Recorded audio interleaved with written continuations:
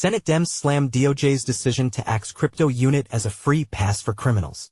In a letter to Deputy Attorney General Todd Blanche on Thursday, the 6 lawmakers urged him to reconsider his recent decision to disband the DOJ's Crypto Enforcement Squad. U.S. Deputy Attorney General Todd Blanche is under fire from Senate Democrats following his recent decision to narrow the Department of Justice's DOJ crypto enforcement priorities and disband its Crypto Enforcement Squad. In a Thursday letter to Blanche, 6 Senate Democrats, Senators Mazie Hirono, Democrat Hawaii, Elizabeth Warren, Democrat Massachusetts, Dick Durbin, Democrat Illinois, Sheldon Whitehouse, Democrat Rhode Island, Chris Coons, Democrat Delaware, and Richard Blumenthal, Democrat Connecticut, blasted his decision to cut the National Cryptocurrency Enforcement Team, NCET, as give ING a free pass to cryptocurrency money launderers. The senators called Blanche's directive that DOJ staff no longer pursue cases against crypto exchanges, mixers, or offline wallets for the acts of their end users, or bring criminal charges for regulatory violations in cases involving crypto, including violations of the Bank Secrecy Act (BSA), nonsensical.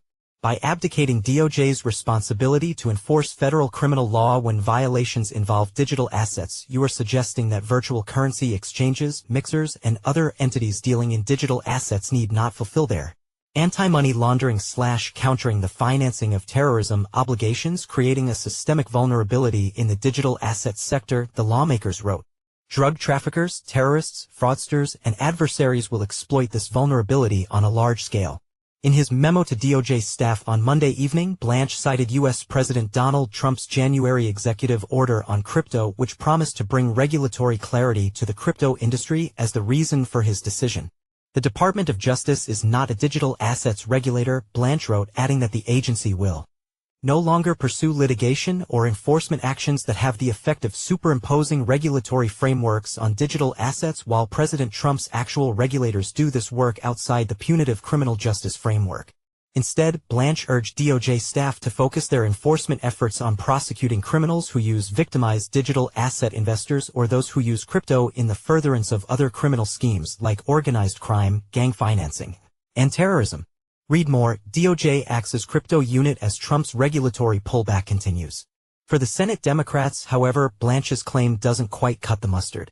You claim in your memo that DOJ will continue to prosecute those who use cryptocurrencies to perpetrate crimes, but allowing the entities that enable these crimes, such as cryptocurrency kiosk operators, to operate outside the federal regulatory framework without fear of prosecution will only result in more Americans being exploited, the lawmakers wrote. The lawmakers urged Blanche to reconsider his decision to dismantle NCET, calling it a critical resource for state and local law enforcement who often lack the technical knowledge and skill to investigate cryptocurrency-related crimes. New York Attorney General Letitia James raised similar concerns in her own letter to Congress on Thursday, urging lawmakers to pass federal legislation to regulate the crypto markets.